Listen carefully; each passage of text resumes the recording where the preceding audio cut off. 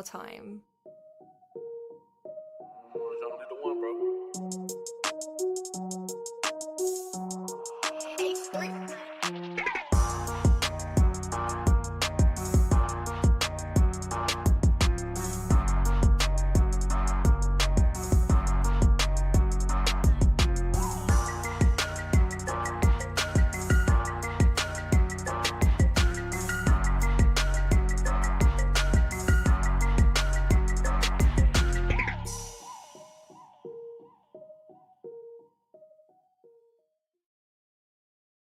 Hey, what's going on, Who That Nation? It is yours truly, TJ Jones, the host of the State of the Saints podcast. And I want to say thank you very much for checking out the State of the Saints podcast, where we talk New Orleans Saints.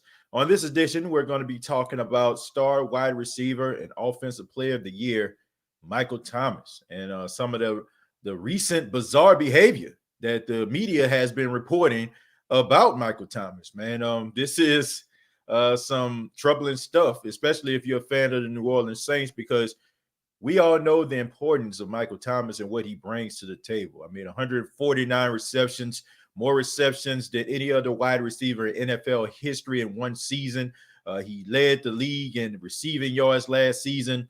And now Michael Thomas is in the news for all of the wrong reasons. Okay. I mean, we all know about the suspension because this past Saturday he got into it with fellow teammate Chauncey Gardner-Johnson, or CJ Gardner-Johnson, or CD Deuce, or whatever he's calling himself today. But they got into it, man. And Michael Thomas apparently went off the rails, went at it with CJ Gardner-Johnson, went at it with the coaching staff, was disrespectful to Sean Payton. So they felt like his behavior was detrimental to the team. So they suspended him for the game against the Los Angeles Chargers. And now it just seems like to me that every single media outlet has this story out there. And you know what, Who That Nation, I understand how a lot of people feel about Michael Thomas. I understand that some people are saying that this guy is developing the AB syndrome. They're saying that he's becoming a diva. I heard people talking about how he got all this money now and it's starting to change him. But what is really going on with Michael Thomas? In my personal opinion, this is my personal opinion, Who That Nation. And I'm not saying that I'm right, and I'm definitely not saying that I'm wrong, but the way I feel about Michael Thomas is simple. I look at Michael Thomas for being who he is, right? I'm not looking for Michael Thomas to go out here to run for governor or run for mayor or anything like that. I'm expecting Michael Thomas to go out there and do his job, all right? I think a lot of people feel like they know a person, right? I mean, we see them in the limelight, we celebrate that person, we follow that person on social media, and we feel like we got an idea about who that person is.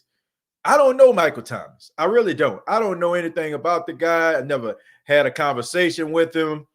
I mean, a couple of times where I actually put something on social media, he actually liked it or retweeted it. But besides that, man, I don't know the guy. And I feel like anybody out here that's trying to rush to judgment and trying to make assumptions about this guy isn't fair. Because I'm smart enough to know, man, that franchises have all the leverage. Do y'all understand that? Franchises have all of the leverage. If the franchise wants you to think a certain way about a player, they will put everything out there for you to start second guessing your allegiance to that player.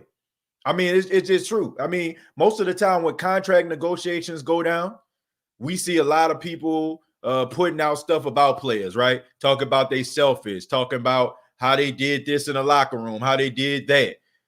Michael Thomas doesn't have that issue, but you have to wonder why. I'm thinking that Michael Thomas' personality is a domineering personality, and maybe is rubbing people the wrong way in the locker room. And maybe this was a way for the Saints to try to get his undivided attention. Maybe this was their way to say, hey, you know what I'm saying? Like, look, a lot of people know now that you ain't squeaky clean, and we got more dirt on you. I mean, I've heard stories about apparently he went at it with the equipment guy or something like that, or the medical doctor that taped up his ankle, said that he improperly taped his ankle, and Michael Thomas got mad at an administrative assistant for he felt like that person was going through his mail. I mean, stuff like that. I'm talking like who finds this type of stuff out? And I'm very skeptical, folks, because how is it? Like, seriously, think about this. How is it that when we hear about Marcus Davenport being hurt, Janoris Jenkins being hurt, PJ Williams being hurt, Marshawn Lattimore being hurt, the only thing they'll say is shoulder, knee, hamstring, all these different things, but they never disclose the injury. How can an organization that be so hush mouth, everything just so nip tuck, now all of a sudden all these stories come out? Now all of a sudden these powder keg of stories about Michael Thomas just so happens to fall on Bleacher Report's desk, or fall on Athletic desk, or falls on Jeff Duncan's desk, or Larry Holder, whoever reporting this story. I find it very ironic. I feel like this is a way for the organization to try to turn fans against Michael Thomas. And maybe they feel like Michael Thomas is a guy who pays a lot of attention to social media. So he feel like maybe if people start tweeting him, negative in a negative light, maybe that'll wake him up. Maybe they feel like he's so emotional to a fact that he might react the way that they want him to, or the way they want him to. I don't know. I really don't. But all I know is this. I just expect Michael Thomas to play on Sundays, okay? And I say this too. It seems like to me, I'm just looking at Michael Thomas' Twitter, right? He was talking about the fact that he was not healthy, right? He said that he was going to try to give it a go against the Chargers because he wanted to help his team out, but he was not healthy. And he said that his health is important to him. So I'm wondering to myself, I mean, think about this, Who Dat Nation. Could it be possible that the New Orleans Saints wanted this guy to play with a high ankle sprain, and maybe Michael Thomas was skeptical about playing, and maybe he didn't want to play, and maybe the organization wanted him to play, and because he probably didn't want to play or he wasn't all in, maybe this is a way to try to discredit this man because he didn't want to do what they wanted him to do, right? I mean, we hear the stories, folks. I mean, we heard the stories about Delvin Breaux, right? I mean, how they wanted this man to go out there and play with a broken leg. All right, how he was misdiagnosed, and now he got a lawsuit pending right now as we speak. I mean, we heard about that, right? We see, what I'm saying? We hear about the stories about Alvin Kamara playing at 73%, and his teammates telling him about, come on. You know what I'm saying? Like, man, we know you hurt, man, but come on. Maybe he's being pressured, and Michael Thomas don't want to be pressured. I mean, would you want to be pressured at a time like this, folks? Would you want to be pressured after what you've seen happen to Dak Prescott? Would you want to go out there and on a high ankle sprain and possibly do some ligament damage to your leg that will cause you to miss probably an entire season and probably turn you gimpy for the rest of your life? I don't know, man. All I know is I feel like sometimes like we're way too hard on these players and we're not hard enough on these organizations. But I heard they were talking about trade talks and all that kind of stuff. I'm not believing that. I don't believe that, Who Dat Nation. I'm not buying what they trying to sell me. I don't care. I don't care what anybody says. Michael Thomas is very important to the New Orleans Saints. You know it. I know it. He ain't going anywhere. All right. They're not going to trade Michael Thomas. So all these people out here that's trying to create these stories, trying to create a narrative, they're trying to be $1.50 journalists, you know what I'm saying? They're trying to be the next Peter Parker, you know what I'm saying? Like write newspaper articles and stuff like that about Michael Thomas. All I'm saying is, man, look, find something else to do. Until the organization comes out and say that they're going to trade Michael Thomas, I don't believe anything they tell it. Straight up. But I want to hear from you all, okay? I'm about to open the floor. I'm about to read some of your comments and see what you all got to say about Michael Thomas. Feel free. Like I said, I'm just throwing something against the wall and seeing if it sticks or not, okay? But what do you think about this whole situation? I would love to know. Jacob says, we are not trading Michael Thomas. I absolutely agree, Jacob. That is asinine for anybody that feels that way.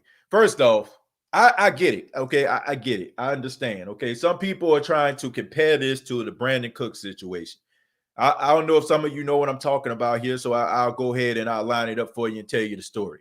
Okay, the Saints played the St. Louis Rams. They were the St. Louis Rams at the time, and they blew out the Rams, destroyed them. I mean, the Saints really looked good in that game.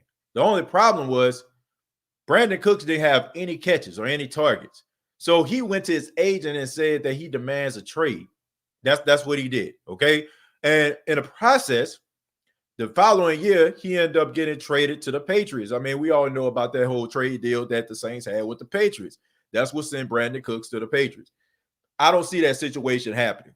I think that the Saints looked at Michael Thomas, they looked at his upside, and they realized that they got something special in Michael Thomas, and that made Brandon Cooks expendable. If Brandon Cooks would have been the star wide receiver, if he would have had all the talent that Michael Thomas possessed, there was no way in hell that the Saints would have let him go. But the Saints looked at Michael Thomas and they looked at Brandon Cooks, and they probably asked themselves, who can I build a team around? And they decided it was Michael Thomas. So if they felt like they could build a team around Brandon Cooks, no matter how much he complained, no matter if he went to his agent or not, the Saints would have kept him. So I feel like there's two different situations, two different scenarios here. Kimberly says, we only know what the media shows us. We don't know a person's behavior outside of what the media shows us. And then on top of that, look, one class I took in college, it talks about, interpersonal communications, okay? And there was another class that I took, you know what I'm saying, where it was talking about the different types of theories. It was talking about when it comes to communication. There's a different type of communication. There's communication where the media can control the narrative, and it makes you believe that you understand the full story of a situation. But they're really trying to sway you into believing what, you know what I'm saying, what they're putting out there. But they do it in a way. They do it in a way to make it feel like you came to that conclusion yourself. If you put enough, like, honestly, yeah, but I use this as an example because this is something that I did back in 2007. Okay, my junior year of college, Lil Wayne came out with the song Lollipop. Right, I know some of y'all know what I'm talking about, right? Lick, lick, lick, lick, lick me like a lollipop. Y'all know that song. When that song first came out, I was like, what the hell is this? Right? What the hell is this? You know what I'm saying? In my mind, you know what I'm saying? I'm like, this is crazy. Like, this song is crazy. But the radio was playing it. My neighbor was playing it.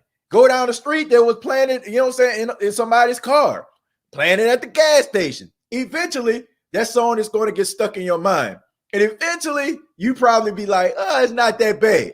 But was it the fact that you came to that conclusion on your own? Or was it the fact that it was so much repetition and it was beat into your brain to a point where you was like, well, you know what I'm saying, I just go ahead and just let it roll. You know what I'm saying? I mean, it's not, it wasn't my cup of tea, but now it is. That's the way that the media does sometimes. They beat something into your head to a point where you feel like you came to that conclusion on your own, but in reality, they created that narrative for you. They brought you to the dance, okay? You didn't take a car, you didn't take the bus. They brought you there. They chaperoned you to that conclusion. So if you put enough articles out about Michael Thomas, you're going to start asking a question. Man, what the hell is going on with Michael Thomas? What's wrong with Michael Thomas? What's the problem? That's what they want you to believe. Me personally, like I said, I don't know the dude, man. I don't know, man. Call me old-fashioned, but I like to get to know people before I judge them. There's been several people in this world that have came to me when I was like walking up to a person and be like, nah, man, you don't want to mess with them. They blah, blah, blah, blah, blah. And it turns out that that person wasn't anything like that person described to me as. It wasn't, you know what I'm saying? So I don't know Michael Thomas. I don't know him at all. So I feel like we think we come to these conclusions, but we don't. Man. You hear this stuff enough, you'll start believing it. But I don't. Tyra says, nope. the media mic Saints, and he should have punched the entire secondary for getting burnt every week. Man, I don't feel like you need to punch nobody, man. I like his passion. I would not take that away from Michael Thomas. You need passion, but you got to find ways to channel it, man. You know, you got to channel it. Why is the mayor not letting fans in the dome yet? There are multiple teams that are allowing 25% capacity. I'm on the fence with this, Seth. I'm on the fence with this. Look, I get it. I get it. As a fan of the Saints, I understand what crowd noise and crowd participation means to this team. And do I feel like if the crowd at 25% was allowed into the Superdome, would it make a difference? Absolutely. It would absolutely make a difference. But on the other hand, I completely understand where Mayor Cantrell is coming from. I hate to say it, but her job is to make sure that she keeps people safe. Like, it's almost like, if you know, okay, your kid wants to go outside, right? But you know there's a threat outside to your kid somewhere, right? I want to go outside. Well, you know what I'm saying? You ain't going to have to let your kid outside if you know there's a potential threat out there. They might scream, they might yell, they may like, man, you'll never let me go outside. But in your mind, you're like, I'm doing this for your own good. I mean, the coronavirus is real. You know what I'm saying? Regardless of if people won't believe it or not, they can say it's a hoax or whatever. It's a real legit thing. People have died over this. Now, we can get into percentages and all that kind of crap. I don't want to get into it. Okay. I feel like one person dying is way too many. All right. You know what I'm saying? I'm a very sympathetic and empathetic person when it comes to these things. So I completely get what she's saying. And I get the Saints point too. So in this situation, you know, like they say, like, you're both right. In a way, they both are right. All right. You got phase 3. And like you just said, Seth, people are allowing fans into the stadium at 25% capacity in other places. That is a fair argument. But it's also a fair argument that there were off the chart numbers out there in the city of New Orleans with people that were affected with the coronavirus. So she has a point. They have a point. So I feel like the Saints are making the right decision. If she's not giving you what she wants, and it don't seem like she's trying to let it go, or she's not trying to, you know what I'm saying, relinquish anything to him until she feels like everything is ready to be open again, just go to Baton Rouge. You know what I'm saying? Like if this not working for you, then go somewhere else until then. Now, it's not the best decision, you know what I'm saying? Because, I mean, the Mercedes-Benz Superdome is where the Saints play. But at the same time, like, I get what she's doing. You know, I get it. I can't sit up here and be mad at her for that. If I'm getting mad at her, it's just the fact that I'm just being selfish because I'm a Saints fan. And I want to be in the Superdome, and I want the Saints to have an advantage by having fans inside of the Superdome. But I completely understand where she's coming from. I can't even get mad at her for that. You know what I'm saying? I can't because, I mean, it's a threat out there. So I can't even get mad. So if they go to Baton Rouge and have their home games at Tiger Stadium, I ain't got no problem with that either. It's about the money with Cantrell. Well, like I say, I mean, I take y'all word for it. Y'all know me. I was born and raised in New Orleans, but I no longer live in New Orleans anymore. I live in Myrtle Beach, South Carolina. New Orleans will always be my home. You know what I'm saying? I grew up Montague Street, North Priss Street, you know, over there, North Johnson, you know, like I grew up in that area. Okay. I grew up in the Ninth Ward, not too far from Florida Avenue. I'm naming some streets right now. But I haven't been there. Last time I was in New Orleans, I think Ray Nagin was the mayor. Okay, that's the last time I was there. I know nothing about Cantrell. I don't know anything about the lady. I've seen a couple of press conferences, stuff like that, and I've seen her getting down at a festival or something like that. But besides that, I don't know the lady.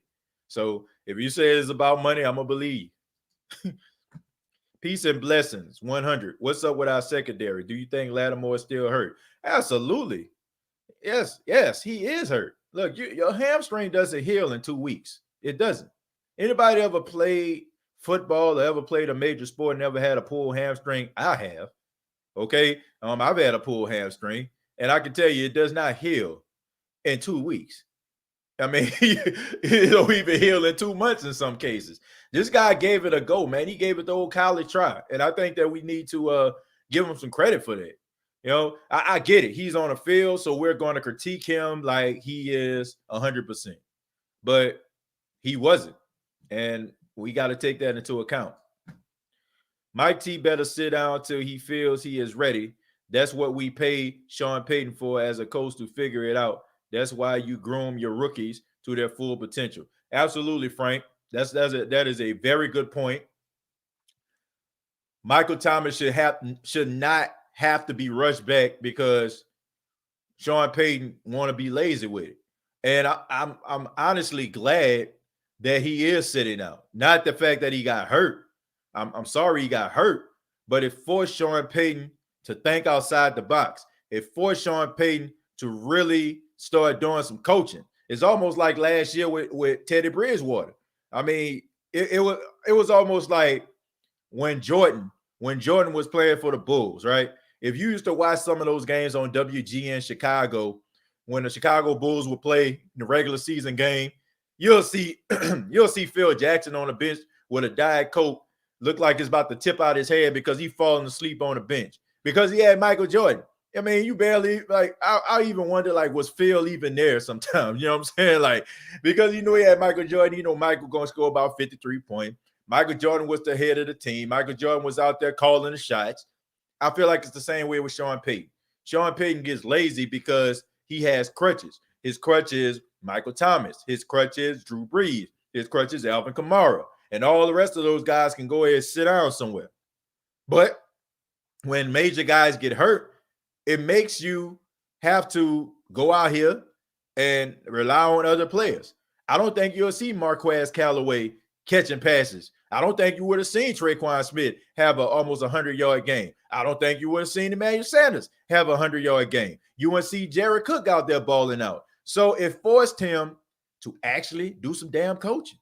And I feel like that's something that Sean Payton not really doing well. Okay, I just feel like he relies on too many of the same usual suspects.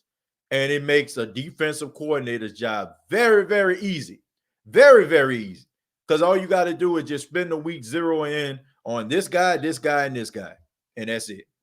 So wake up, get off that recliner that's inside of your office and do some damn coaching. That's what you should be doing. I'm still crying about this team. Well, I mean, the season is still young. I mean, they still got a lot of opportunities to get better. Damn, where we playing, we need to build consistency on both sides of the field. We definitely do. Offense starts way too slow, and the defense, it took them about 5 weeks to get a 3 and out. So I think that this team needs to start fast, but I don't know, man. They just don't start fast. I mean, for the last couple of years, can you remember the Saints starting fast in games? No, I don't. They've been starting slow. I mean, sputter, sput. And then all of a sudden, the second half, here they go. I don't know. I mean, they do some really good halftime adjustments. I give them that. But those first 15 plays, man, they need to work on those. Okay, then, TJ. So when do you think fans will be allowed to be back in the stadium? What if this goes on for a couple of years? Would you still be on the fence? Well, no, and Jeff, I'm gonna say this, and that's a very good question, my friend. If we're still having these conversations year from now, I'm not even gonna blame. I'm not even gonna blame the organization. I'm gonna just blame the United States of America, because they tell us that we're a superpower. They tell me that we're leaders in technology, leaders in science, and all that kind of noise. So I would expect for my country to have found the vaccine by then. Okay. I mean, I'm reading the reports. There are clinical trials. I think they have a couple of clinical trials that are coming through really, really soon. And if we're still in this same state for years from now, then shame on us. So I'm not even going to even think about that. I'm assuming that in a couple of months, I mean, we should be okay. But Jeff, that's a really good question. But no, I would not be on the fence, because I would really be disgusted at our country for not being able to get people well and you telling me that we got all this technology and we got the best doctors in the world. So yes, I mean, no, I would not be on the fence because I'd be ticked off by that. How can it be about money? If anything, the city is losing money. Drew can't throw outside. well, I think he can throw outside. I think that's maybe you're talking about, maybe the zip on the ball would be a factor, but I think he can throw outside.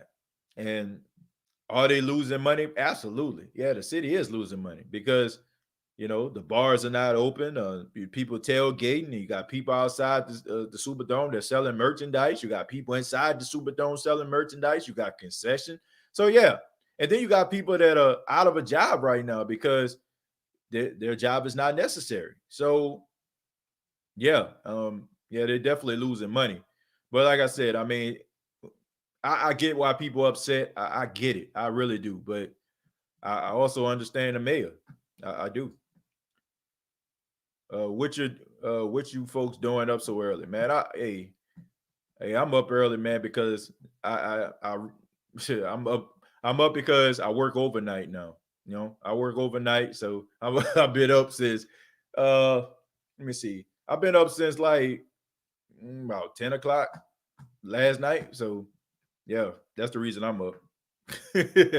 But yeah, man. But I decided, just to start doing morning shows because a lot of people they want to be able to catch me. Sometimes the people like, man, I don't catch you because sometimes you go and I be on my lunch break or I still be at work. So this is an opportunity. People, if some people can't be on live, then that's fine. If they can catch it on their lunch break, then fine. So I feel like doing it mornings is the best time anyway.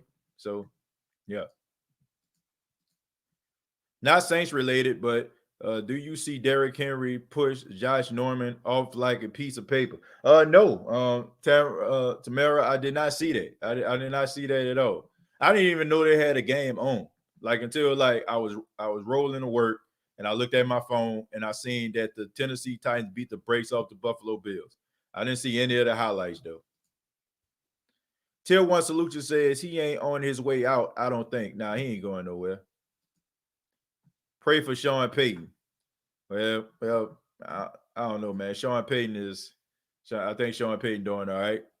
If they let 25% in the dome and someone gets COVID, they're gonna blame her. She says no to 25% of the dome, they still mad. She can't win.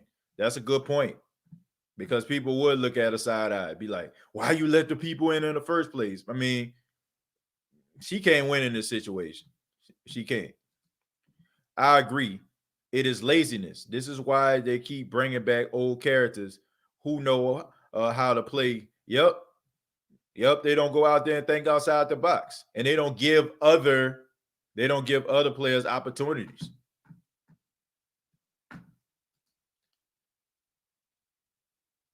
Don't lie. That you got that little one who got you up early. Nah. My wife took him to daycare. I haven't even seen my son. I haven't seen my son since last night. I get him from daycare. I go pick him up every evening from daycare. But nah, I haven't seen my son. Like I said, I recently got a job working overnight now. So I haven't seen my son. I will see him. I will see him this afternoon, though, and I know for a fact he's gonna be all over the place. Uh, Looking forward to seeing my little guy, though. I was at the game. The Chargers seem to be massive, huge. Are the Saints overall small in stature? Uh, what do you mean by that? Are you talking about just size? The size of the player? What are you talking about here, Ann? Been up since 4 p.m. yesterday, rookie. Yeah, I mean, look, God bless you, man. I look around 4 p.m. yesterday. I think I was maybe asleep. No, I take that back. I was actually doing something for the radio station. So nah, I probably went to sleep like around 5. Anthony, what's going on, man? I like this method. Keep doing the morning shows. Yeah, I like the morning shows better. I like doing the morning shows better. I really do. I think in the afternoon, everybody don't catch it, and at night, sometimes people, yeah, man, you chilling with your family and stuff like that. I don't think people will probably catch it to the next day. So I probably just keep these morning shows going. I really thought this was pre-recorded, but you said my message. But good morning, brother. Nah, you'll know if it's pre-recorded. You'll know it's pre-recorded because I probably would mention it at the beginning of the show, and it probably wouldn't have just a live on there. It probably wouldn't say live. What's with the Saints talking with LSU about playing games in Tiger Stadium? It's just very simple. They want to bring fans back into the Superdome, and the mayor won't allow them to because of all the stuff going on with COVID-19. So they're talking to officials at Tiger Stadium about possibly playing the rest of their home games for the remainder of the season in Baton Rouge. So just a way for them to be able to have fans to come to the game. Troy says, who that fam? Mike T not going nowhere. I agree with that. He not going anywhere. Who that at Troy? Tower giving a shout out to Troy.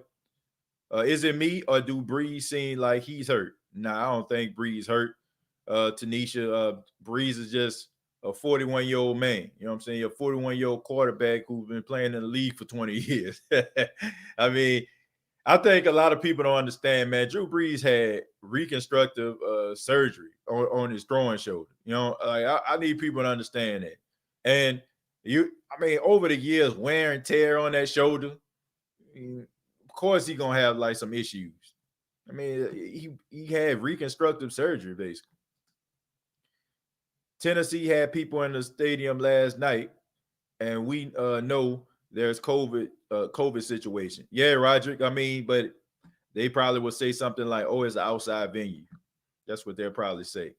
I honestly don't see Sean Payton allowing disrespect from any player, regardless.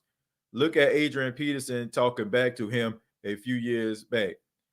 Sean released him. The media makes more than it is. Casey, that's a good point, but let's not act like this was Adrian Peterson when he was out there in 2006 when he came to the Superdome and NFC Championship game. This was over the hill Adrian Peterson who didn't have that same burst that he had back when he was playing in Minnesota. This was an older version of Adrian Peterson. I still got a lot of respect for him. He still can run. He's still running wild. He's still doing his thing out there in Detroit. But if Adrian Peterson was Adrian Peterson, the one that we used to fear, trust and believe he'll still be here. Okay, I mean he was expendable. He was expendable. That's even like Akeem Hicks. That's even like him. That's like Akeem Hicks. Akeem Hicks wasn't the beast that he is out in Chicago right now when he was in New Orleans. He was expendable. He became a much better player. And honestly, I don't feel like Akeem Hicks would have been the player that he is if he wasn't motivated by getting cut or getting traded to the New England Patriots. I really don't. I feel like that fueled him to be a better player.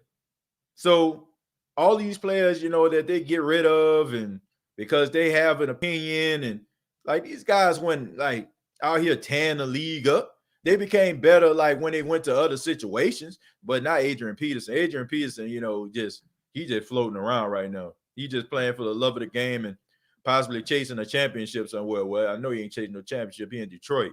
But, I mean, if there was Adrian Peterson we wouldn't even be having this conversation. He'll still be on the team.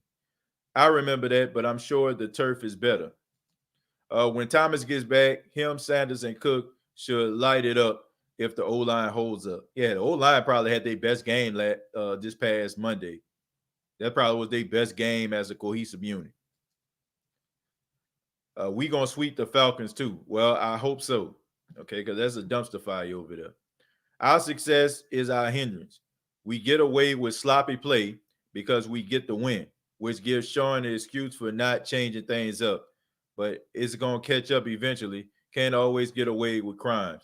Yep. I mean, that's all I was saying. A lot of people got mad at me because, in the process of this, I mean, in a wake of a victory, it felt like a defeat. Yeah, it did. They won a game and I was happy, but it just wasn't good. It just was not a good showing.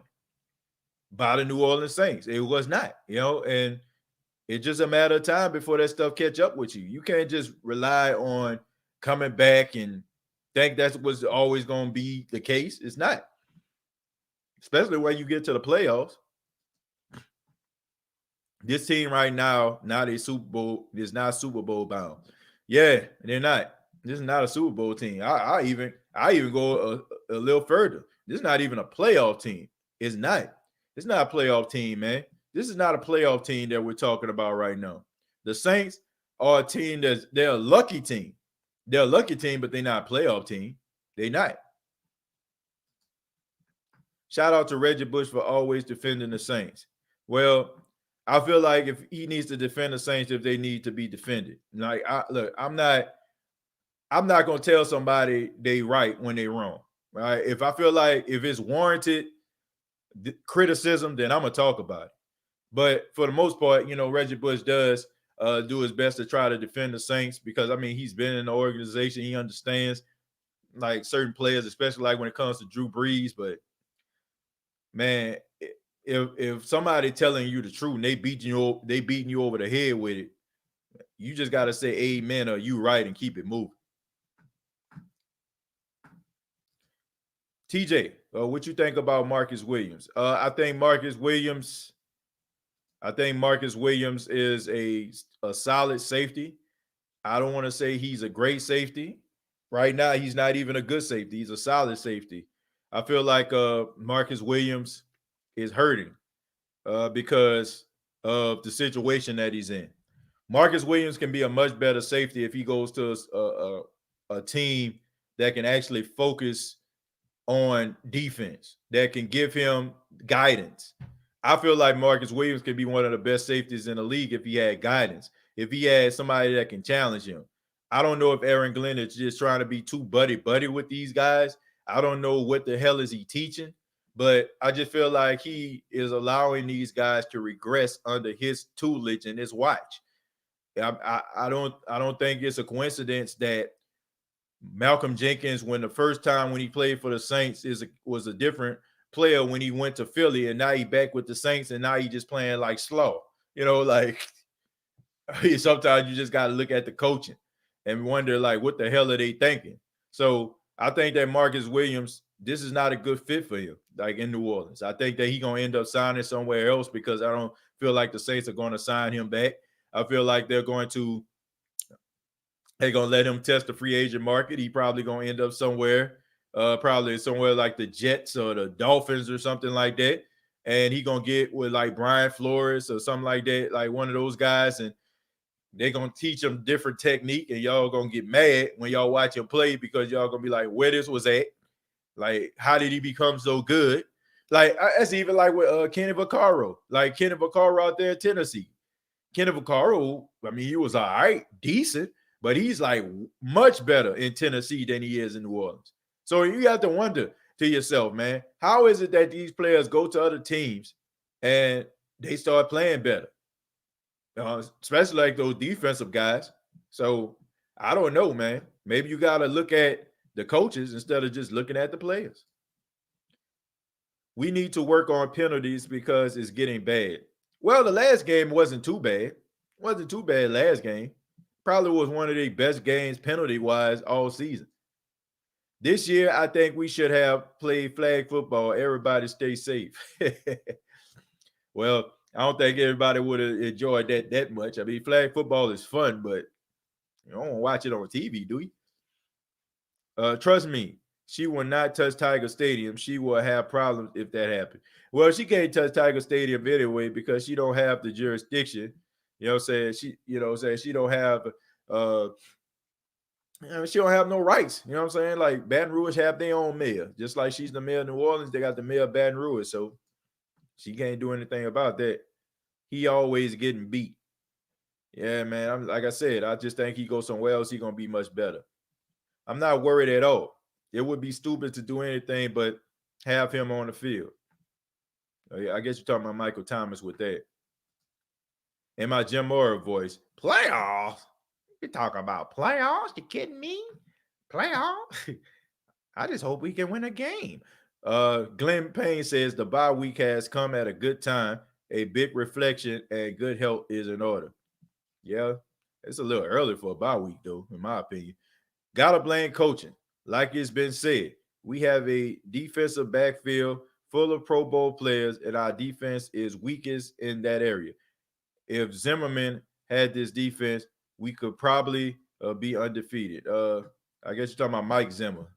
Yeah, Mike Zimmer, yeah, he's a really good defensive minded coach, and he definitely has Sean Payton's number. I can tell you that. But I just think it's all about the situation. Sean Payton hold on to people way too long, way too long. Too many of his buddies, too much Ace Boone Coonan going on in New Orleans for my liking. I just think that if you want to get on the right track, I feel like if you're going to try to build a team, I'm just tired of watching this every single year. I'm tired of watching the Saints not have a defense. Like this is like, oh my goodness, like it's so crazy because like when Jim Haslett was the coach, we always had a good defense. We just had a horrible offense. Like our offense was bad. Now it's like, okay, the offense has been the standard in New Orleans.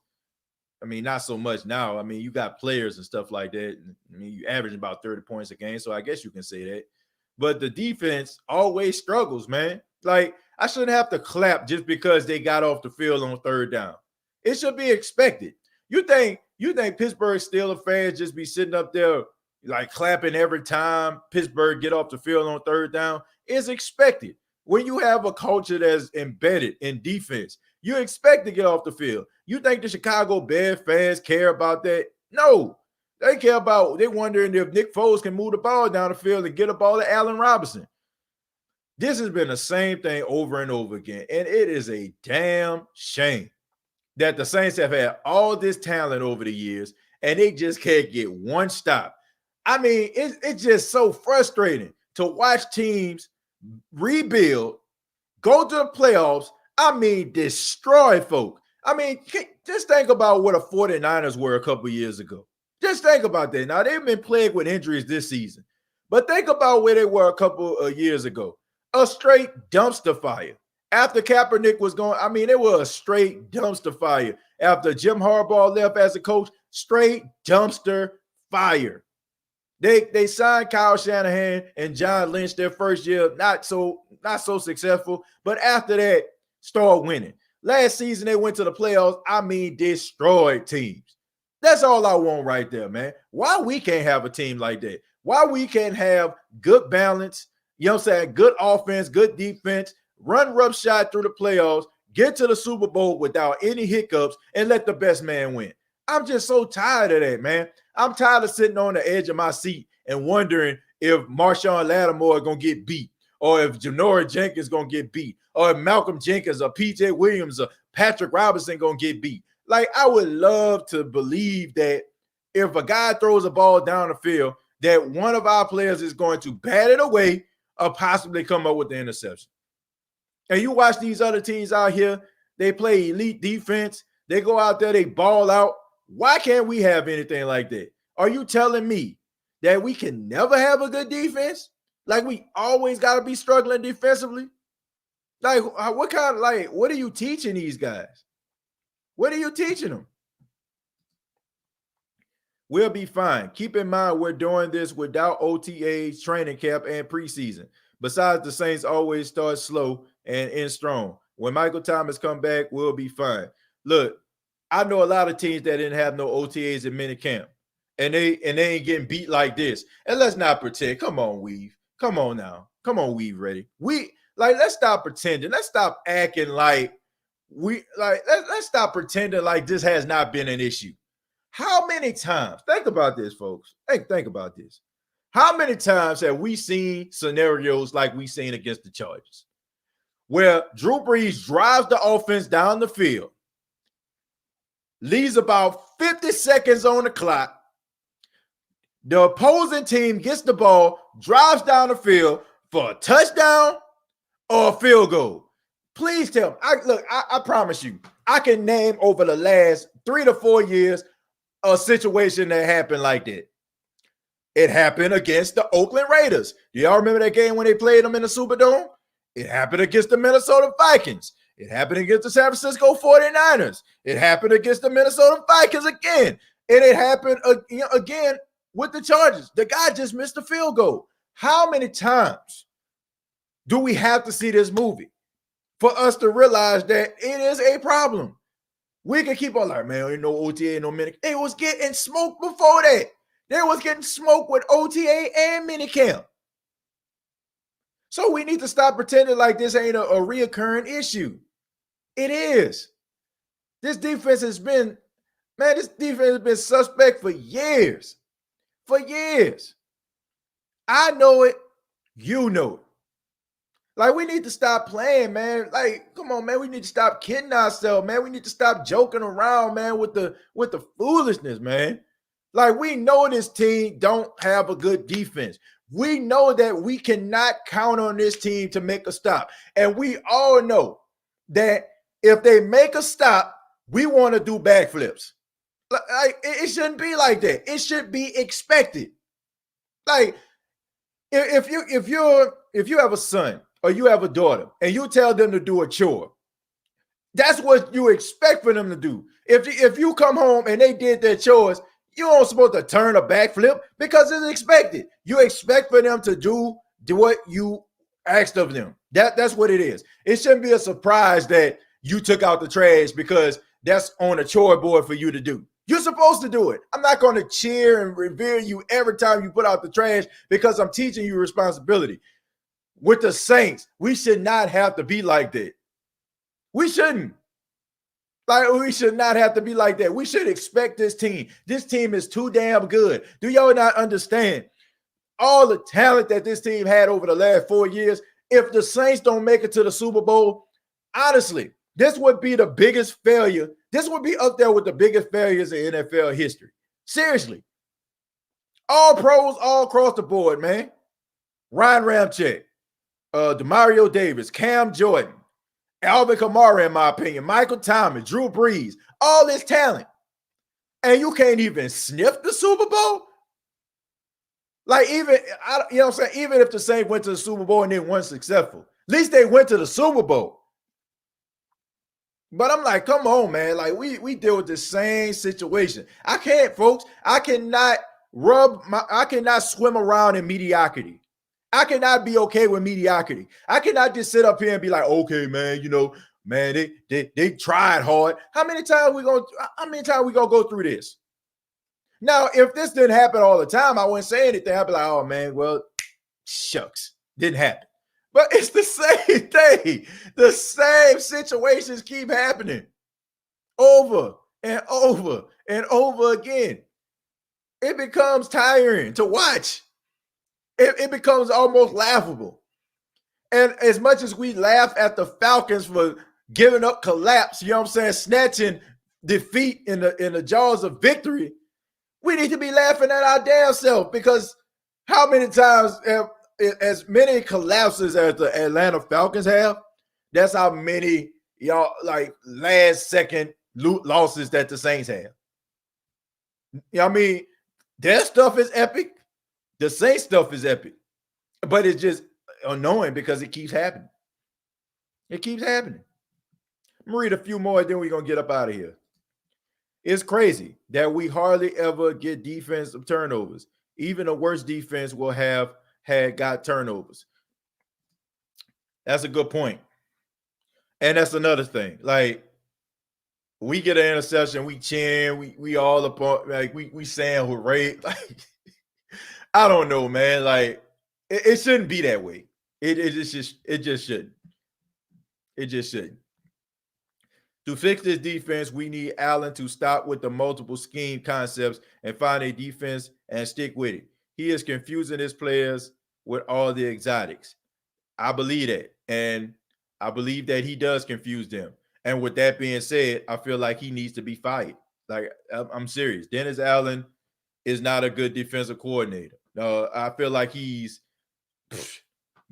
middle of the pack, bottom of the barrel at best. I just feel like I've seen enough. I've seen enough. I've seen enough of Dennis Allen to know that this defense will not grow any more under his watch.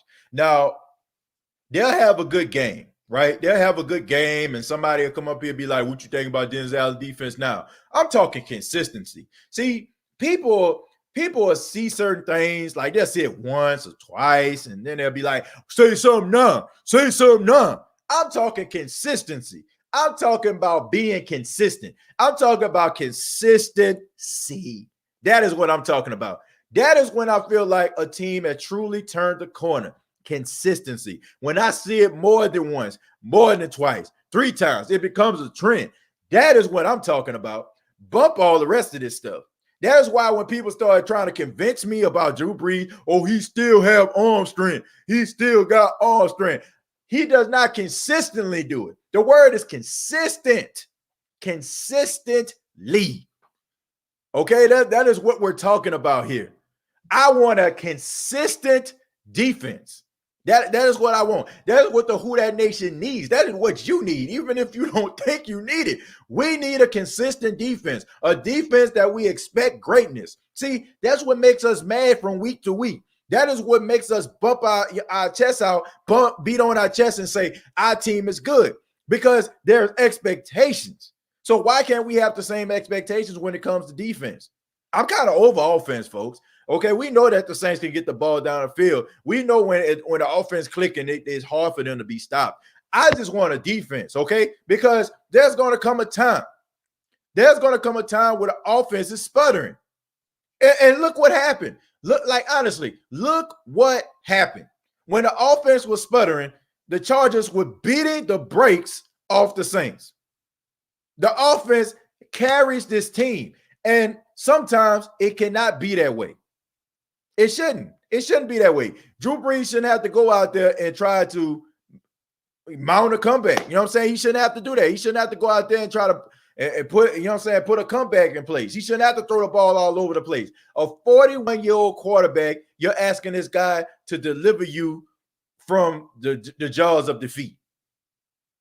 Like, damn, even Peyton Manning, you know what I'm saying? Even the Denver Broncos, John Elway was like, man, we got an aging quarterback with a bad neck, and you know what I'm saying, and his mobility is shot right now.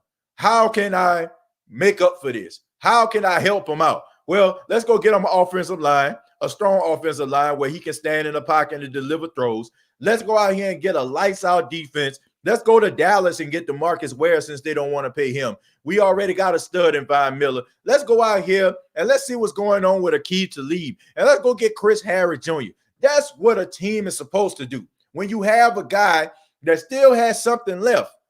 I mean, they didn't ask Peyton Manning to move heaven and earth like they asking Drew Brees to do. You get yourself a defense.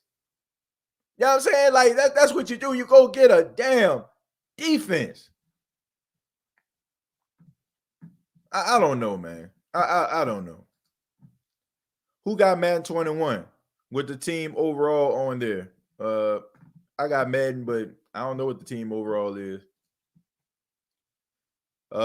Loving that positive attitude.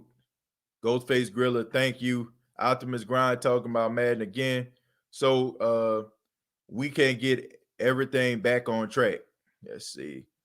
I think that's about it, man. That's about it, folks. You know, I know I went on a little tangent right there, but it's the truth, man. I just want to see a good defense. That's all I want to see. But besides that, man, we talk about Michael Thomas. Look, I don't think that Michael Thomas is going to get traded. I'm pretty sure the Saints are going to sit down with him. They're going to have a talk. Malcolm Jenkins was actually on a radio show, I think, yesterday, and he talked about how everybody, you know, talked to Michael Thomas and everything should be straight. Look, man, if we are shocked that these football players have egos, I hate to say it, man. All football players have egos. All these guys are cocky and arrogant in some ways. You know, like that's just them. You know, like, so what, man? I mean, honestly, as long as this guy goes out there and he performs, he's not out here beating on women. He's not out here doing anything that involves him going to jail. I'm okay with it. Okay. I think that Michael Thomas plays with a lot of passion. I think that Michael Thomas believes in himself. I think Michael Thomas wants the best for himself. I think that he wants to be great. Sometimes in a process, sometimes you go a little too far. when you're trying to build something, when you're trying to create something, when you're trying to be something. But I think that they're going to reel him back in because I think that he really loves his teammates. I think he really loves playing for the Saints. And I think that he wants to be a great football player. So you combine all those things together, you have a guy that I feel like is going to be okay for the foreseeable future. Well, I will say this, though. If the New Orleans Saints are trying to rush this man back and he's not ready to play, then shame on them. All right. Because I don't expect for him to play until he's absolutely ready. I think the Saints have done an okay job. They still averaging about 30 some odd points. You getting other guys involved. So let's just go from there, man. But don't rush this guy back on the field. And that's what I said, man. I mean, I feel like this whole situation with CJ Gardner-Johnson was a blessing in disguise because maybe him sitting out there the extra 2 weeks will be beneficial to him and his health. And that's the most important thing is his health. Because if he comes back, re-aggravates that, he's out for the season. And we're really going to be down. Because, I mean, it gives us some level of optimism because we know there's a strong possibility he's coming back. But we want him to be 100% or close to 100%. That's what we're counting on. But I want to say thank you all very much for checking out the State of the Saints podcast. Please subscribe to the YouTube channel, youtube.com. Search the State of the Saints podcast. Also, facebook.com. Search the State of the Saints podcast. Previous episodes available, iTunes, Spotify, iHeartRadio, and Anchor FM.